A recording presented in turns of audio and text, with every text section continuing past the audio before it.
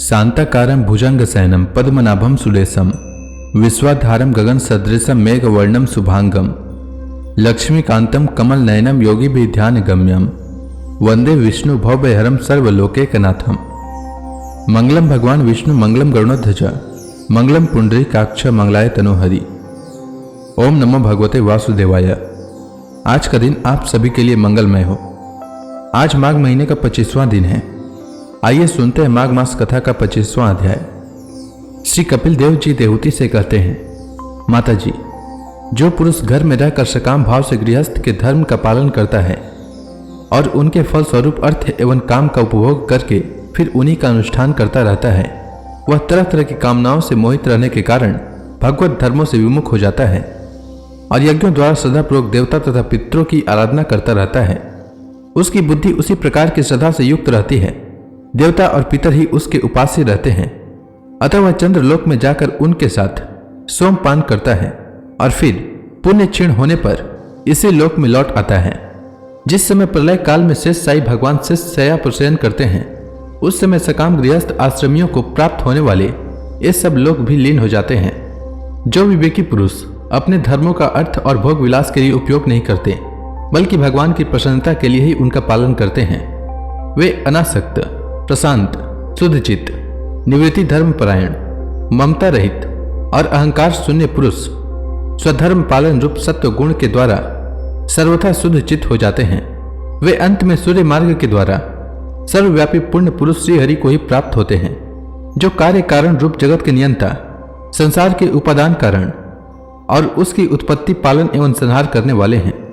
जो लोग परमात्मा दृष्टि से हिरण्य गर्भ की उपासना करते हैं, वे दो परार्थ में होने वाले ब्रह्मा जी के प्रलय पर्यंत उनके सत्य लोक में ही रहते हैं। जिस समय देवतादि से श्रेष्ठ ब्रह्मा जी अपने द्वीप परार्थ काल के अधिकार को भोग कर पृथ्वी, जल, अग्नि, वायु, आकाश, मन, इंद्रिय, उनके विषय और अहंकार आदि के सहित संपूर्ण विश्व का संहार करने की इच्छा से त्रिगुणात्मिक प्रकृति के साथ एक रूप होकर निर्विशेष परमात्मा में लीन हो जाते हैं, उस समय प्राण और मन को जीते हुए वे विरक्त योगी गण भी देह त्याग कर उन भगवान ब्रह्मा जी में ही प्रवेश करते हैं और फिर उन्हीं के साथ परमानंद स्वरूप पुराण पुरुष पर ब्रह्म में लीन हो जाते हैं।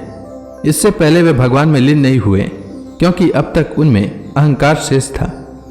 इसलिए माता जी, अब तुम भी अत्यंत भक्ति भाव से उन श्रीहरि के ही चरण शरण में जाओ। समस्त प्राणियों का हृदय कमल ही उनका मंदिर है और तुमने भी मुझसे उनका प्रभाव सुन ही लिया है।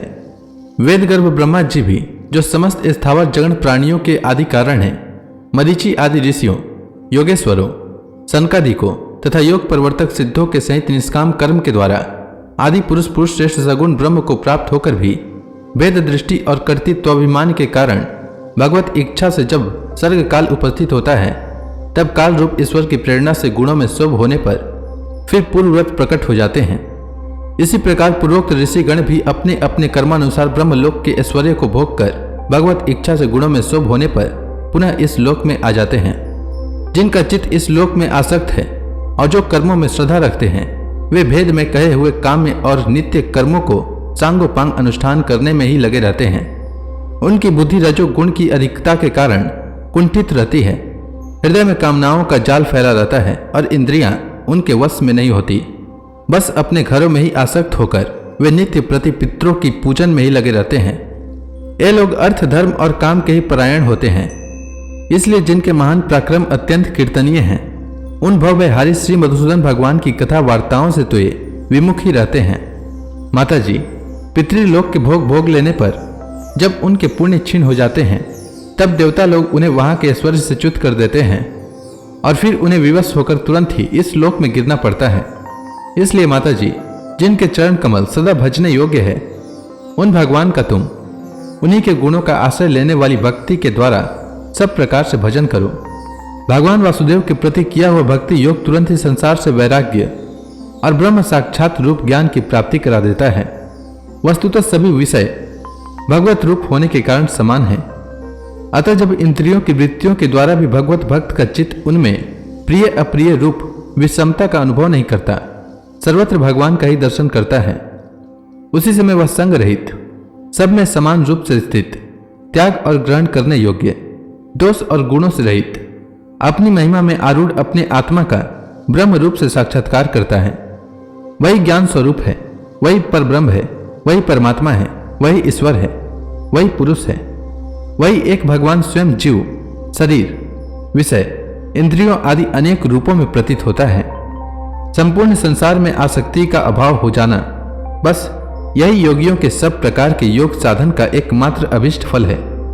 ब्रह्म एक है, ज्ञान स्वरूप और निर्गुण है। जिस प्रकार एक ही परब्रह्म महत्त्व, वैकारिक, राजस और तामस, 3 प्रकार का अहंकार, 5 महाभूत एवं 11 इंद्रिय रूप बन गया और फिर वही स्वयं प्रकाश इनके संयोग से जीव कहलाया, उसी प्रकार उस जीव का शरीर रूप यह ब्रह्मांड भी वस्तुतः ब्रह्म ही है, क्योंकि ब्रह्म से ही इसकी उत्पत्ति हुई है। किंतु इसे ब्रह्म रूप वही देख सकता है जो श्रद्धा, भक्ति और वैराग्य तथा निरंतर के योगाभ्यास के द्वारा एकाग्र चित्त और असंग बुद्धि हो गया है। पूजनीय माता जी, मैंने तुम्हें यह ब्रह्म साक्षात्कार का साधन रूप ज्ञान सुनाया। इसके द्वारा प्रकृति और पुरुष के यथार्थ स्वरूप का बोध हो जाता है। देवी, निर्गुण ब्रह्म विषयक ज्ञान योग और मेरे प्रति किया हुआ भक्ति योग, इन दोनों का फल एक ही है, उसे ही भगवान कहते हैं। जिस प्रकार रूप, रस एवं गंध आदि अनेक गुणों का आश्रयभूत एक ही पदार्थ भिन्न भिन्न इंद्रियों द्वारा विभिन्न रूप से अनुभूत होता है, वैसे ही शास्त्र के विभिन्न मार्गों द्वारा एक ही भगवान की अनेक प्रकार से अनुभूति होती है। नाना प्रकार के कर्मकलाप, यज्ञ, दान, तप, वेदाध्ययन, वेद विचार, मन और इंद्रियों के संयम, कर्मों के त्याग, विविध अंगों वाले योग, भक्ति योग, निवृत्ति और प्रवृत्ति रूप सकाम और निष्काम दोनों प्रकार के धर्म, आत्म तत्व के ज्ञान और वैराग्य, इन सभी साधनों से सगुण निर्गुण रूप स्वयं प्रकाश भगवान को ही प्राप्त किया जाता है। माता जी, सात्विक, राजस, तामस और निर्गुण भेद से 4 प्रकार के भक्ति योग का, और जो प्राणियों के जन्मादि विकारों का हेतु है तथा जिसकी गति जानी नहीं जाती, उस काल का स्वरूप मैं तुमसे कह ही चुका हूं। देवी, अविद्या जनित कर्म के कारण जीव की अनेकों गतियां होती है। उनमें जाने पर वह अपने स्वरूप को नहीं पहचान सकता। मैंने तुम्हें जो ज्ञानोपदेश दिया है उसे अत्यंत श्रद्धालु, भक्त, विनयी, दूसरों के प्रति दोष दृष्टि न रखने वाला, सब प्राणियों से मित्रता रखने वाला, गुरु सेवा में तत्पर, बाह्य विषयों में अनासक्त, शांतचित्त तथा मुझे परम प्रियतम मानने वाला हो, उसे इसका उपदेश अवश्य करे।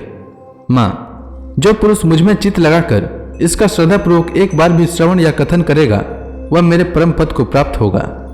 तो इसी के साथ यह अध्याय समाप्त हुआ। इसके आगे की कथा मैं कल के अध्याय में सुनाऊंगा। तब तक के लिए भगवान हरि का नाम लेते रहें। तो प्रेम से बोली भगवान विष्णु की जय, श्री कृष्ण भगवान की जय, लक्ष्मी माता की जय, तुलसी माता की जय, समस्त देवी देवताओं की जय।